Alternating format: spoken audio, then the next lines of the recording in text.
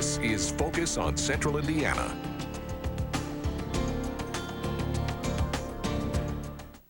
Good morning and welcome to Focus on Central Indiana. I'm Bob Donaldson. And I'm Cheryl Parker. The Indiana State Police is in the process of recruiting new officers. And here to talk with us about that effort is Indiana State Police First Sergeant Dave Burston. Dave, thank you very much for taking the time to join us. Thank you for having me as a guest. Good to have you here. We're used to seeing you speaking on behalf of the agency and our news reports. But I think a lot of people take for granted that they know what the Indiana State Police is responsible for. Give us some background of the organization. I'd love to, Cheryl. That when you look at the state police, we are one of about 25 or 26 state law enforcement agencies. There are state police, highway patrol, and Department of Public Safety.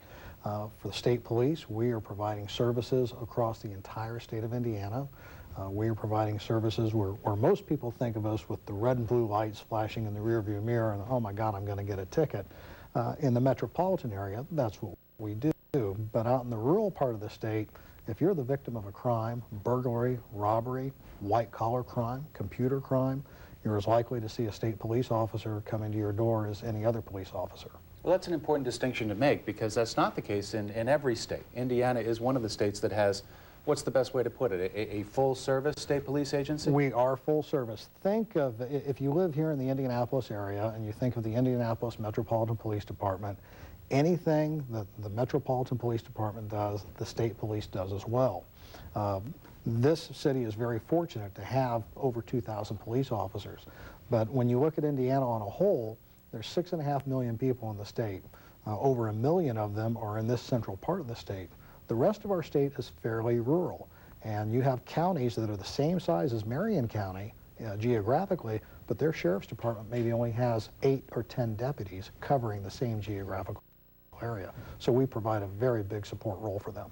How many different posts are there, and what determines if something is under the state police jurisdiction as opposed to one of those county agencies? Well, there are 18 state police posts across the state of Indiana, and then there's the headquarters office, which is at the state office building downtown. As far as jurisdictional issues, we're very sensitive that we like to refer things to the agency of record. If something happens, and I'll use Indianapolis as a case in point, if somebody is the victim of a crime at 30th in Illinois, it's most appropriate for them to contact the Indianapolis Metropolitan Police. They have the resources, the statistical information, the knowledge of other crimes to link that with others.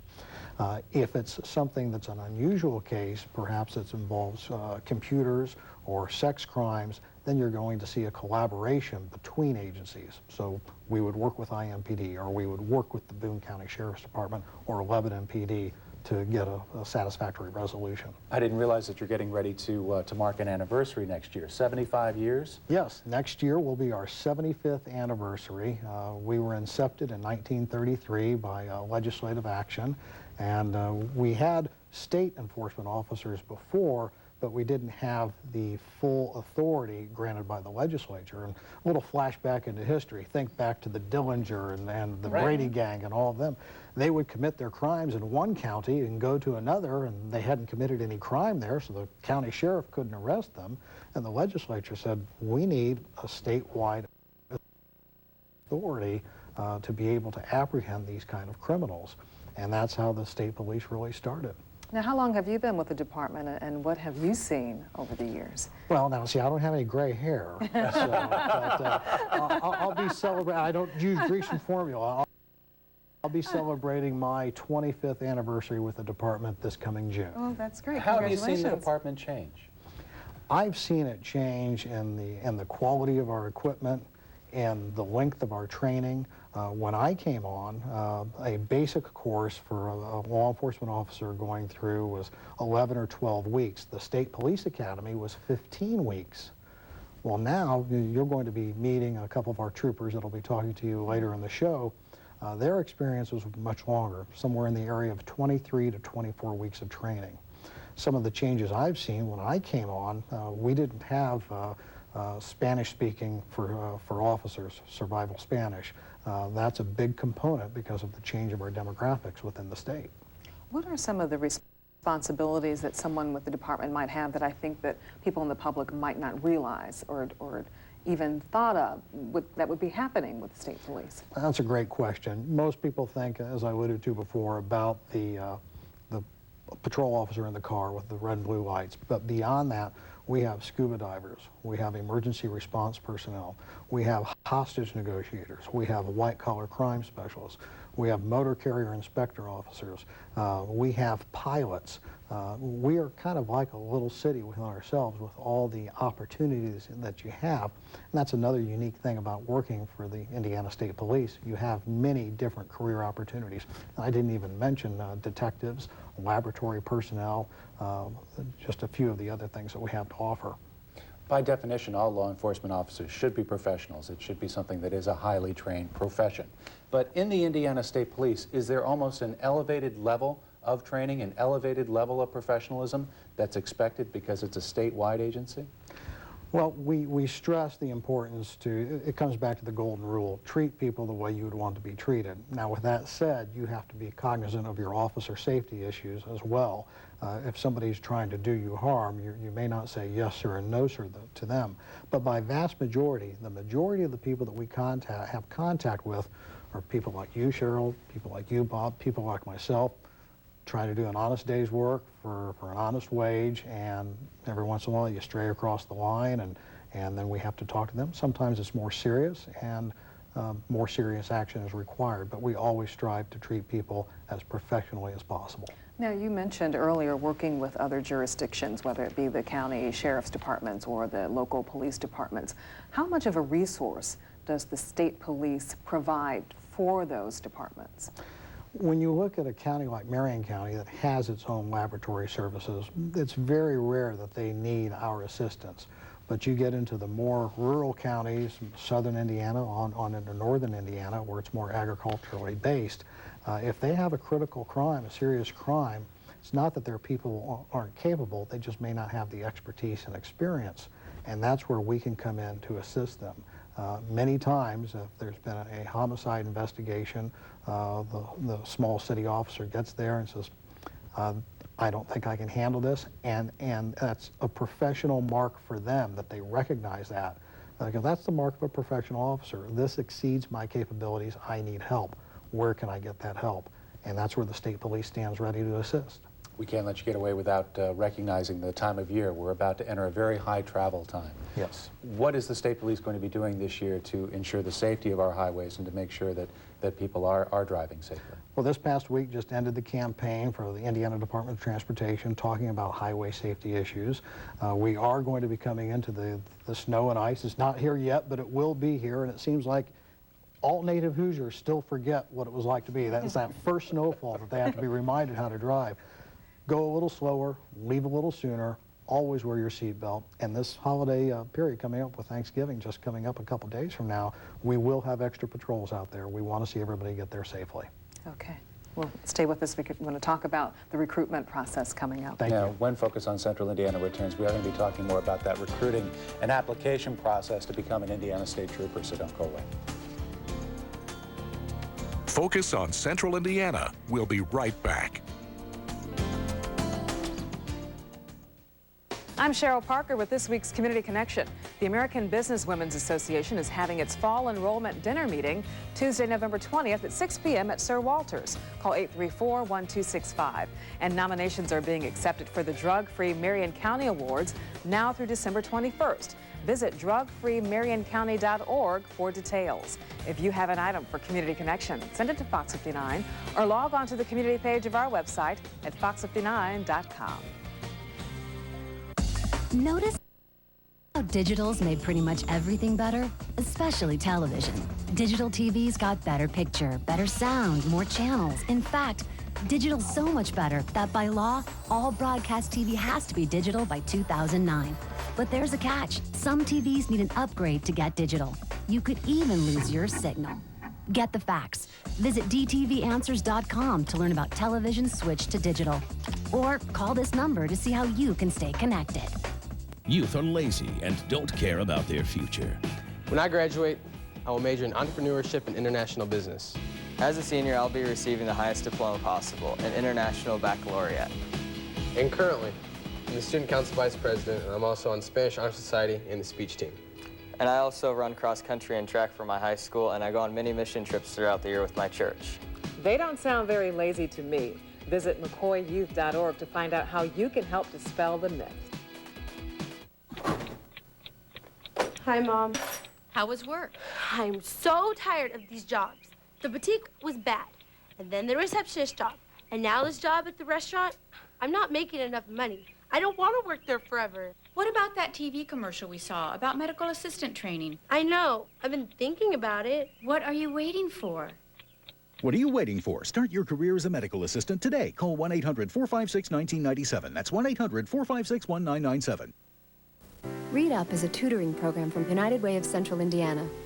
They've teamed up with the Central Indiana Corporate Volunteer Council to connect people in Indianapolis with IPS fourth graders from targeted schools who need help reading now. Go to readupindy.org for information on how to volunteer. Your employer can get involved, and so can individuals. There are a lot of ways to help, and a lot of kids who need your help to learn one of life's most essential skills, reading. readupindy.org. And welcome back to Focus on Central Indiana. We're talking with First Sergeant David Burston about the application process to become an Indiana State Police officer and be a part of the academy. Now, Dave, we're going to talk about the nitty-gritty, how to actually go about doing it in just a moment. But first, talk to me a little bit about the push that the department's making right now to attract qualified people to the department. This is one of the first times in recent history that we have engaged in advertising, and we're actually advertising for people to participate in the selection process. We're doing TV advertising as well as radio and newsprint. Now, why did you feel it was necessary to go that route? Is it becoming more difficult to find people to be part of the department? You're hitting it right on the peg. What we're finding, we have a specific age group that we're looking for. You have to be between 21 and age 39. Then beyond that, we're looking for people that have no criminal record or a very limited criminal record that's maybe several years old and something minor.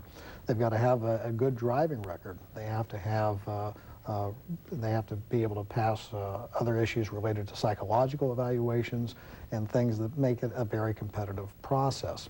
You couple all those things together, and then you add into the fact that there, in my opinion, there are fewer people looking at a law enforcement career.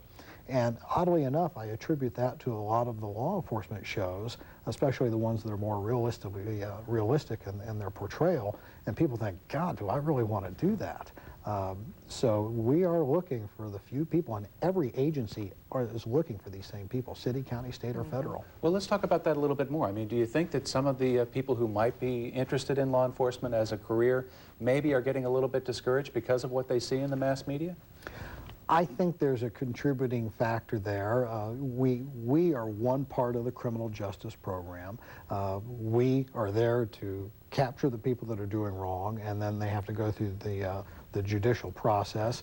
We always hear about issues of jail overcrowding, early release, questions of recidivism, how often repeat offenders are occurring.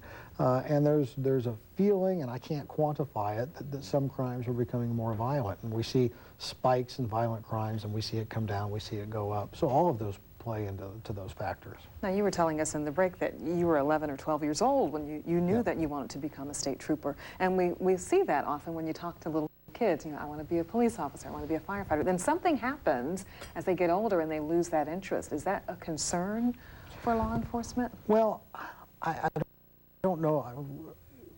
You want somebody to come into the profession that wants to do it because they have a desire to serve people, and there are also other benefits. People that like to be outdoors, that don't want to be inside, because you have a lot of freedom when you're working as a police officer for just about any agency, especially for state police, because we expect our people to be self-motivated, self-starters, and that they can work with little or no supervision. Well, the person that you're describing is someone who would be very valuable to any business, to any type of agency. Do you find that that's part of it too, that you're just working in a competitive environment where you need to get that special person as opposed to going to maybe an Eli Lilly or any other corporation here in town? Well, just in the sentence that you mentioned there, that brings into the issue of the financial aspect of it. You know, we're competing, like you said, with the Eli Lillys of this state and across the country. And that's where I really lay a lot of credit to our current governor and our current superintendent. Mitch Daniels was instrumental in seeing that our front line, our newest troopers 2 years ago, had a 20% pay increase. He followed through this last year looking for our veteran seasoned officers. You don't want your experienced people leaving. A significant pay increase for those folks too, that brought us up to an equal standard, closer to equal standard for other agencies. So the money factor is a big factor. So how do you go about applying? If you want to apply for the Indiana State Police, you need to have access to a computer. You should have your own email address, and it's as simple as getting on there and typing in www.in.gov/ISP. That will get you to the State Police homepage, and if you can't remember that, just go to Google and type in Indiana State Police. That always works. That will put you there, and you can get on and you can apply right online at Career Opportunities. Well, we see a full screen there up on the screen right now that shows all of the information. There's a phone number there in Indiana where you can call and get information as to how to go through the process? You can call up there. They're probably going to refer you to the online. Online has all the information that you need to know about how to apply. The preliminary application literally takes 2 or 3 minutes to answer. It asks you right up front, are you a U.S. citizen? Is your vision correctable to 2050? Are you at least 21 years of age? This academy, they'll give you the graduation date. Will you still be 39 when you graduate? Mm-hmm. It tells you all those points. You can look at that and determine, okay, I meet those minimum standards, I want to proceed in the process. So how involved is the training? How rigorous is it? I mean, you have to be physically prepared for this job, right? Yes, you do, and you're going to be talking to a couple of troopers here, I think, in the next segment that can go into that real in depth. It is very physical. You want to be, we demand that you be in good shape, and we encourage people to continue to be in good shape throughout your career. You have to meet an entry-level standard of how high you can jump, how many push-ups and how many sit-ups you can do. And the average layperson says, well, what do sit-ups and push-ups have to do with arresting somebody? And that has to do with your upper body strength, with your endurance. And if you have somebody that's going to resist and you're going to become involved in a battle, you want to be the winner of that battle, because if not, you may not go home ever. There are minimum requirements, as you say, that, yes, that everybody has to pass. But do you think, I guess this gets back to what we were talking about earlier, do you think that maybe some of the applicants don't realize some of the career opportunities in the state police outside of just being behind the wheel of a squad car? That's an excellent point, and to help answer some of that, we engaged the services of a company called I Got to Know. It's IGOT, the number 2, and then KNOW.com. You can go to IGotToKnow.com. You can write in Indiana State Police, and there are about 15 video clips on there. They're 2 or 3 minute vignettes that give the various opportunities on the state police, from the bomb squad to the emergency response team to motor carrier officers to the trooper, even though some of our civilian positions, being a dispatcher or working in our garage, gives you a nice snapshot of all those opportunities. What if an individual has already served with another law enforcement agency or with the military? Can they make that transition to the state police? Cheryl, I couldn't have slipped you a better question. I appreciate you asking that. The 2 troopers you're going to meet shortly, they were sandwiched on either side of what we called a lateral class. Both of the troopers you'll meet came from a traditional academy, meaning it was from start to finish, people without law enforcement experience. Some did have some experience. The lateral academy involved about 25 or 30 personnel that were prior law enforcement certified police officers. They went through an abbreviated academy. Now, will we do that again? That's on a case-by-case basis. We look at how many people we need to have. Prior to Governor Daniels coming into office, we had a deficit of 200 officers from our authorized strength. We're authorized 1,334. We had over 200 vacancies. We presently still have about 115 vacancies now. With these last 2 classes, we have a class that will graduate shortly that's going to be about 80 people. The process that we're talking about now, we're looking at putting in 120 people in that process. So if we get to the point, my long-winded answer here, as far as another traditional academy, if we only need 20 or 30 officers, we'll look at a lateral academy instead of traditional. But if we need 50, 60, it's going to be the traditional. Well, Dave, best of luck. We appreciate you joining us today. Thank you very much. Explaining it all to us. Good to see you as always. Thanks. And when we come back, we will talk to 2 troopers about their academy experience. Stay with us. We'll be right back. Focus on Central Indiana. We'll be right back.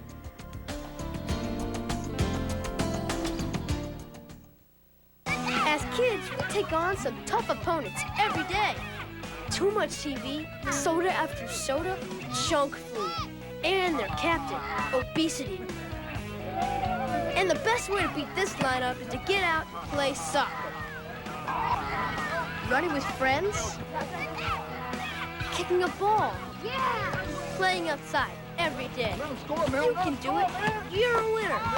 Get out and get in the game.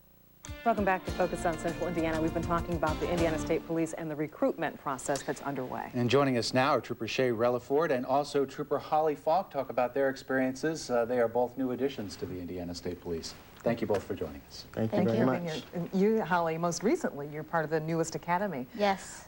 What was it like to finally achieve the goal that you've had? It was the best feeling in the world to get that, to walk up on stage, shake the superintendent's hand and get that badge. There was no other feeling better than that other than the day we got our cars. Well, let's talk about both of you a little bit right now. I mean, Shay, what is your background? How did you end up coming to the Indiana State Police? Well, I always knew I wanted to be in law enforcement. I just didn't know which route to be in and exactly. But every time I came across a state trooper, there was just something about them, the honor, the pride that they had about themselves, the way they walked, talked. And so I just knew when I got the opportunity, I just wanted that feeling, and I just took advantage of it. And Holly, I see you're nodding your head. Is that how you felt? Is it something that you wanted to do for a long time? Very much so, since I was little, since I can remember. Seeing the law enforcement that I had been through and my, that I had worked with and seen in the small town that I'm from, you go out there on the interstate and you see someone totally different. You see the person that's out there in the Smokey Bear hat and the fully marked squad car, and it just puts that feeling in you. That's the feeling I got. That's what I wanted to do ever since I can remember. Now, as we said, Holly, you're measuring your experience in months right now. Shay, you've been on the job for about 2 years. Correct. Talk to me a little bit about the academy experience and what it was like to go through it. It's very strenuous. Shay, we'll start with you. Very much so. You have to be physically fit and mentally ready. The goal is, the counselors, the troopers, they want you to succeed. It may not feel like it at times. It's going to be difficult. The point is that, they've been through it. If you don't make it, someone else is going to go through it. So the best you need to do is you need to be mentally and physically ready, because they're going to stretch you to your limits. And the goal is for you to get the confidence, the leadership, and the training to know if you're in a stressful situation that you can get out of it. Now, Holly, I'm sure as a woman you probably hear a lot, as a woman, is it difficult going through the training, and are you treated differently? Men, women, doesn't matter your sex, you're treated the exact same way. They don't put emphasis on one person or the other just because of the sex that you are. Like Shay said, you've got to be physically and mentally, I wouldn't say ready, but prepared. I don't think anybody can be completely ready for the experience that you walk into. The academy is very strenuous. The counselors and the staff are there to break you down, but they're also there to help you and build you back up for the job that you're getting ready to go out and do. Law enforcement is a very challenging job. I mean, you're pulled in every different direction possible. So they're there to teach you how to deal with it, teach you in which direction to go, and to make the most of it. Shay, you've been on the road now for a couple of years. Is there anything that surprises you about the job that perhaps you didn't know when you got into it? Not so much that's surprising, because through the academy and the training, you see the vast majority of situations that you may be in. Fortunately, I work here in the Indianapolis district.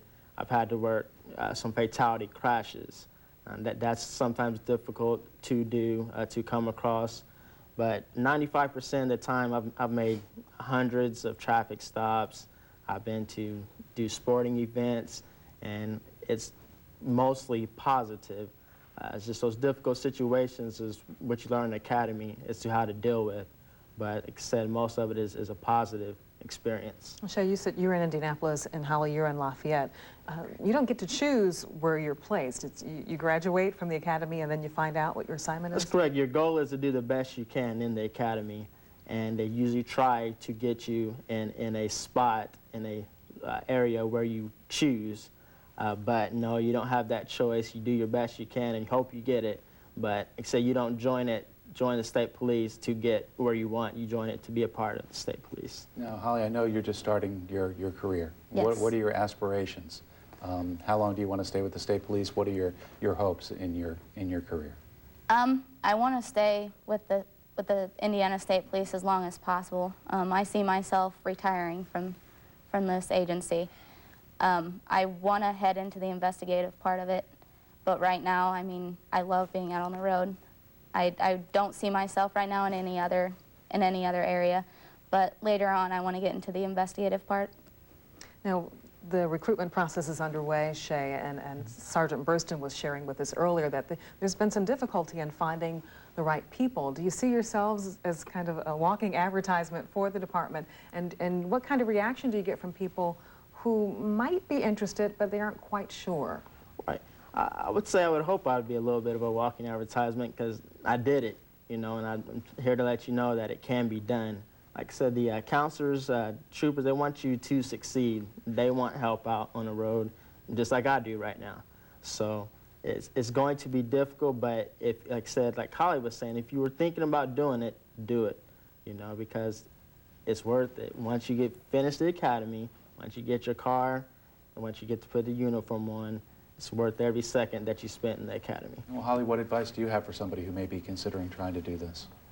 If you have that one small desire to be in law enforcement, at least try it out. The academy is a place where you can go and you're going to learn almost every aspect of the job that you can. You're going to learn whether or not this job is for you.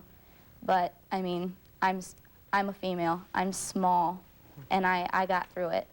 If I can get through it, anybody can get through it. I mean, I know that for sure, so. Well, we really appreciate you both being with us. We want to put the information up on the screen again one more time for people who might be interested in being a part of the Indiana State Police. The recruitment process is going on through November 25th. Okay. Again, both of you, thank you very much for joining us. We appreciate it, and best of luck in your careers, Holly and Shay. Thank you very much. Thank you for being here.